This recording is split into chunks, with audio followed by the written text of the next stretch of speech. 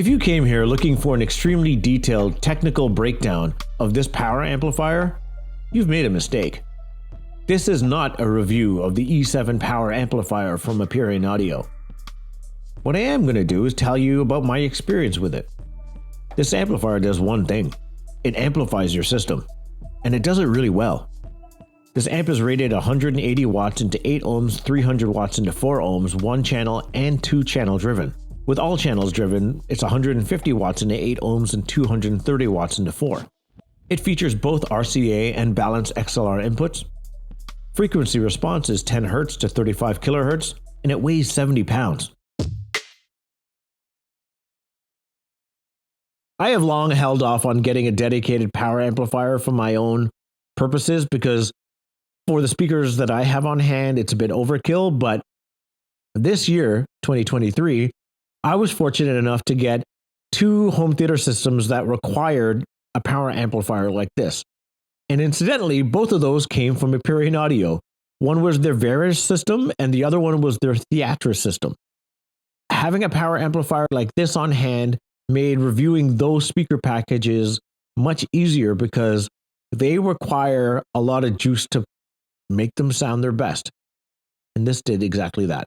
Oh, and you can watch those videos via the links below or up there if I can figure out how to do the ones up here. With power amps, there's not a ton to talk about. They do one job: amplify. Most of my use entailed the E7 being the power amp counterpart to the lovely Marantz Cinema 70 receiver. The Marantz, while great, only had 50 watts on board, and that's not 50 watts per channel, that's 50 watts in total. That's just not going to be enough power on its own. Fortunately, it had pre-outs for 7 channels. The E7 does have both balanced and unbalanced inputs if you do have a preamp that does XLR outs, and you can select the one you want via a toggle switch just above the inputs.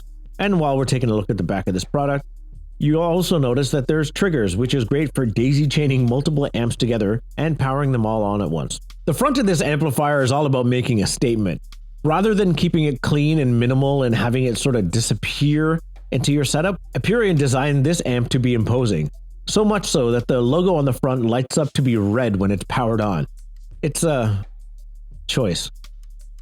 The red light when the unit is powered on is unfortunate, but I get it for branding purposes, but I would much rather that this unit disappeared into the background versus calling attention to itself.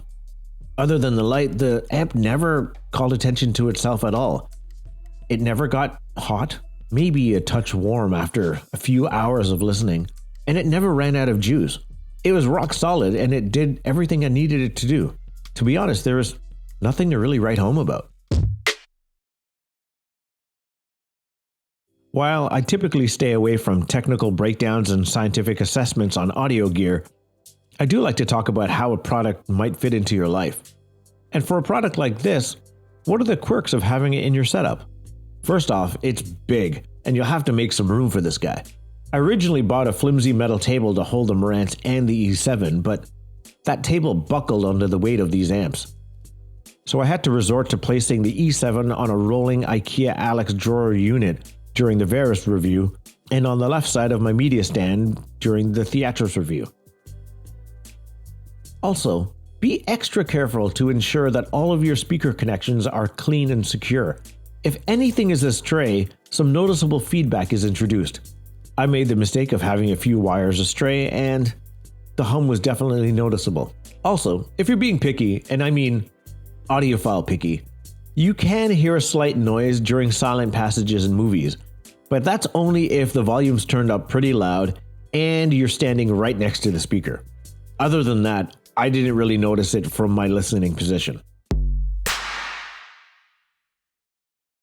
This amp did amp things. So in effect, it was kind of perfect. So if you're on the market for a power amp, consider this one. If you like this video, please consider liking and subscribing. I'd really appreciate it. Cheers.